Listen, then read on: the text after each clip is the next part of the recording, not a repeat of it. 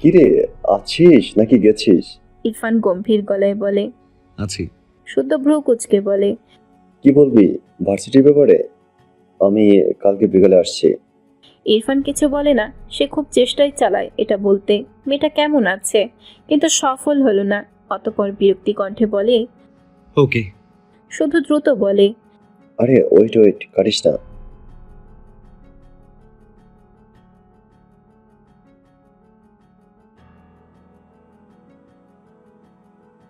ইরফান কান থেকে ফোন সরাতে গিয়েও সরালো না।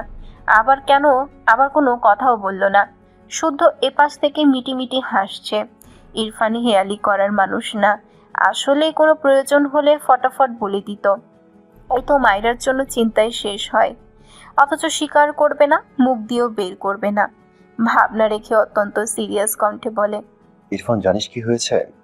তোর বউয়ের তো মারাত্মক জ্বর এসেছে ভাই। কথাটা শোনা মাত্র ইরফানের চোখে মুখে আতঙ্কের ছাপ ফুটে ওঠে। ভীতস্বরে বলে, এক্ষুনি হসপিটালে নে, গো ফাস্ট। শুদ্ধ কোনো রকমে হাসি আটকে আবারও সিরিয়াস কণ্ঠে বলে, গ্রাম তো, অনেক রাত হয়ে গিয়েছে, হসপিটালেও নিতে পারছি না। ইরফানের কণ্ঠের রাগ তবে বিচলিত কণ্ঠে বলে, আর ইউ ম্যাড? ওকে এক্ষুনি হসপিটাল নিবি, 2 মিনিটসের মাঝে নিয়ে যাবি। শুদ্ধ মুখে হাত বুলিয়ে বলে, আরে পসিবল না, এটা গ্রাম। তুই ঘুমা, মাও ঘুমিয়েছে বুঝলি। তাই আমি মেয়েটাকে সারা রাত জলপটি দিয়ে দিই। ডক্টর বলল শরীর মুছে দিলে ভালো হবে। এটাও আমাকেই করতে হবে। এখন রাখছি বুঝলি। ইরফান হুঙ্কার ছেড়ে বলে। What the hell? শুদ্ধ মুখ চেপে হাসি আটকানো কোনো রকমে বলল, বাই বাই, অনেক কাজ করতে হবে সারা রাত। ইরফান আগের চেয়েও চিৎকার করে বলে। আই সোয়ার তোর হাত কেটে ফেলবো আমি। শুদ্ধ দ্রুত ফোন কেটে দেয়।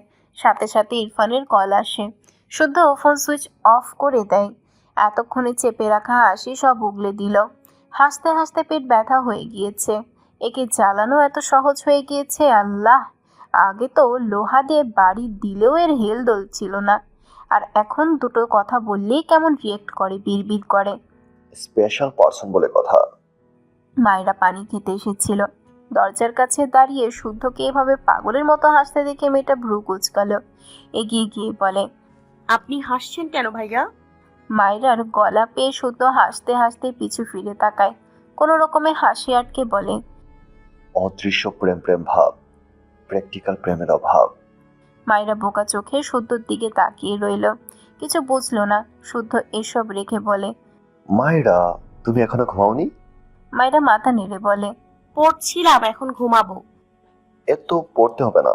এক্সামের আগে আমার মায়ের দোয়া পড়ে ফু দেওয়া এক গ্লাস পানি খেলে তুমি ফাস্ট হয়ে যাবা বুঝলি। মায়েরা জোরপূর্বক একটু হাসলো। মাথা নেড়ে বোঝালো বুঝেছে, তবে কিছু বলল না। চুপচাপ তার ঘরের দিকে চলে গেল।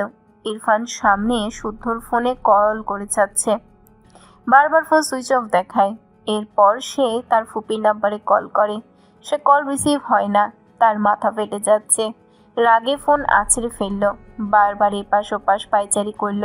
সহ্যই হচ্ছে না এই অশান্তি। দ্রুত ঘরে এসে রেডি হয়ে নেয়। বেলকনি থেকে ফোন কুড়িয়ে গাড়ির চাবি নিয়ে বাড়ি থেকে বের হয়। 3.5 ঘন্টার পথ প্রায় 2 ঘন্টায় এসেছে। শুদ্ধর বাড়ির সামনে নেমে দ্রুত পায়ে এগিয়ে আসে। শুদ্ধ আজ ঘুমোয়নি। বাইরে গাড়ির আওয়াজ পেয়ে এক প্রকার লাফ দিয়ে বিছানা ছাড়ে। এমনিতেই গ্রাম, তার মাঝে রাত বাজে 2টো। একটা পাতা পড়লেও সে শব্দ আসবে। সেখানে গাড়ি এসেছে।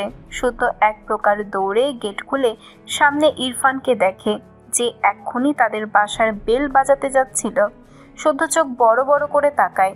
সে মজা করলো, ভাবলো সারা রাত বউয়ের জন্য একটু ছটফটাক। ও মা, এ তো সরাসরি এখানেই চলে এলো। বিস্ময় কণ্ঠে বলে, তুই এত রাতে? ইরফান বিচলিত কণ্ঠে বলে। ও কোথায়? শুদ্ধ ঢোক গিলল। সে মিথ্যা বলেছে, জানলে এ তো তাকে কাঁচাই চিবিয়ে খাবে। শুদ্ধর উত্তরের অপেক্ষা না করে শুদ্ধর পাশ কাটিয়ে দ্রুত ভেতরে চলে যায় ইরফান।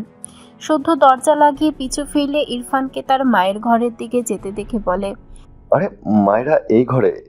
হাত দিয়ে দেখিয়ে দেয়। ইরফানের রেগে শুদ্ধর দিকে তেড়ে আসতে নিয়েও শুদ্ধর দেখিয়ে দেয়া ঘরে যায়। ভেতরে গিয়ে ঘরের লাইট জ্বালায় দ্রুত। চোখের উপর হঠাৎ এত আলো পড়ায় মায়েরা চোখ মুখ কুঁচকে নেয়, তবে ঘুম ভাঙে না। ইরফান বড় বড় পা ফেলে এসে মায়েরার কপাল চেক করে, স্বাভাবিক লাগলো। এরপর গলার ভাঁজে হাত দিয়ে চেক করে, স্বাভাবিক। মায়েরার দু হাত তার দু হাতে ধরল, তাপমাত্রা স্বাভাবিক। ফ্যান ছাড়া মায়েরা শীত লাগছে না। মায়েরাকে স্বাভাবিক দেখে ইরফান স্বস্তির নিঃশ্বাস ফেলল। এরপর ঘরের লাইট অফ করে ঘর থেকে বেরিয়ে শুদ্ধর ঘরে যায়। শুদ্ধ ইরফানকে দেখে মেকি হেসে বলল, নয়া নয়া প্রেম, ভালো লাগছে, চালিয়ে যা। ইরফান শুদ্ধর কলার ধরে দাঁতে দাঁত চেপে বলল। তুই কি করে জানলি ও ওই ঘরে? শুদ্ধ ভ্রু কুচকে বলল। আরে এটা না, জানার কি আছে। ইরফান জ্বলন্ত চোখে চেয়ে বলে। তুই ওকে টাচ করেছিলি? শুদ্ধ অদ্ভুতভাবে তাকায় ইরফানের দিকে। তাকে এই ফির ইরফান ভাবেটা কি, একটু মজাও করা যাবে না? অতঃপর মৃদু হেসে বলে, আরে আমার সেবাতেই তো একটু আগে জ্বর ছেড়ে সুস্থ হলো। আমি বেশ দয়ালু বুঝলি, তাই সেবা না করে থাকতে পারিনি। কথাটা বলার সাথে সাথে ইরফান শুদ্ধর মুখ বরাবর একটা ঘুষি দেয়। শুদ্ধ নাক ডলে। সেন্সিটিভ জায়গায় এমন শক্ত ঘুষি খেয়ে বেচারার চোখে জল ভরে উঠল। ইরফান আবারও এগিয়ে আসলে শুদ্ধ ইরফানকে ধাক্কা দিয়ে বলে, আরে মারছিস কেন? বুক কি বেশি চলছে? ইরফান বিরক্ত চোখে তাকিয়ে থাকে শুদ্ধর দিকে। এগিয়ে গিয়ে শুদ্ধর কলার শক্ত হাতে টেনে দাঁতে দাঁত চেপে বলে। তুই আর এই বাড়িতে আসবি না। শুদ্ধ ভ্রু কুচকে বলল, মানে? মানে ওর যতদিন এক্সাম চলবে তুই এ বাড়ি আসবি না, দ্যাটস ইট। কথাটা বলে দ্রুত ঘর থেকে বেরিয়ে যায় শুদ্ধ। হা করে চেয়ে আছে। তার বাড়ি আর সে আসবে না? রেগে বলল। সপ্তাহ দুটো দিন মায়ের হাতের রান্না খাই, সেটাও খাবো না? ইরফান ঘর থেকে বেরিয়ে গেছে। শুদ্ধ হাসলো, আবার মুখটা অসহায় করল। এই ইরফান যা বলে তাই তো করে। তাকে কি সত্যি সত্যি তার বাড়ি আসতে দিবে না নাকি? বউকে ভালোবাসছেও, ঝড় আসছে তার দিকে। কি জ্বালা! ইরফান শুদ্ধর ঘর থেকে বেরিয়ে মায়রার ঘরে প্রবেশ করে। শব্দবিহীন দরজা আটকে দেয়, গায়ের শার্ট খুলে ফেলে, ফ্যান অফ করে এসি ছেড়ে দেয়। এরপর ঘরের জিরো লাইটটা অফ করে মায়রার গা ঘেঁষে শুয়ে পড়ে। মায়রা বাম কাত হয়ে শুয়েছে। ইরফান মায়রার পিঠ ঘেঁষে বাম কাত হয়ে শুয়ে পড়ল। অন্ধকারের মাঝে পেছন থেকে ডান হাত বাড়িয়ে মায়রার কপাল চেক করে, হাত নামিয়ে গলা চেক করে। মায়রা ঘুমের মাঝে একটু কেঁপে ওঠে, নড়ে চড়ে উল্টো ফিরে ইরফানের দিকে ফিরে শোয়। বাম হাত বাড়িয়ে ইরফানের গলা জড়িয়ে ধরে ঘুমায় ঘুমের ঘরে। অন্ধকার ঘরে ইরফান মায়রাকে দেখতে পায় না তেমন। খুবই ঝাপসা দেখলো বোধ হয়। তার হাত বুকে আড়াআড়ি গুজে রাখা। তার গলায় মায়রার হাত সরিয়ে দিল না, মায়রাকে হাত বাড়িয়ে ধরল না। ওতে ঝাপসা মায়রাকে দেখলো খানিক গম্ভীর মুখে। মাথাটা এগিয়ে নিয়ে মায়রার কপালের সাথে নিচের কপাল ঠেকিয়ে চোখ বুজে নেয়। কি মনে করে ঠোঁট বাঁকিয়ে খুবই সূক্ষ্ম হাসে। কয়েক সেকেন্ডের মাঝেই মুখ স্বাভাবিক করে ফেলে। মুহূর্তেই চোখ জোড়ায় ঘুমের দল এসে ভিড় করে। মায়রার কেমন শীত লাগে। সামনের দিকে উষ্ণতা পেয়ে ঘুমের ঘোরে সে উষ্ণতায় ঘেরা ইরফানের বুকে গুটিসুটি হয়ে এগোয়। কোলবালিশ ভেবে দুহাত ধরতে চায়, কিন্তু কেমন যেন শক্ত লাগলো। মায়রার ঘুম ভেঙে যায়, পিটপিট করে চোখ মেলে তাকায়। ঘরময় এত অন্ধকার, মেয়েটা ভ্রু কুচকে ফেলে। কারেন্ট নেই, কিন্তু আইপিএস তো আছে, তবে জিরো লাইট জ্বলে না কেন? সামনে হাত বাড়ালে কেমন মানুষের মতো কিছু মনে হয়। কেমন ভয় পায় মেয়েটা। ধরফরিয়ে শোয়া থেকে উঠে বসতে চাইলে কোমরে টান পড়ে। মায়রার ভয়ে জান যায় যায় অবস্থা। বাম হাত তার কোমরে দিলে আরেকজনের হাতের মতো কিছু লাগে। মায়রা ঢোক গিলে ধীরে ধীরে তার কোমর থেকে হাত সরিয়ে এসে উঠে বসে।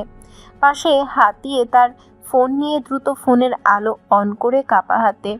এরপর তার ডান পাশে ফ্ল্যাশ ধরলে ইরফানকে দেখে চোখ বড় বড় করে তাকায়।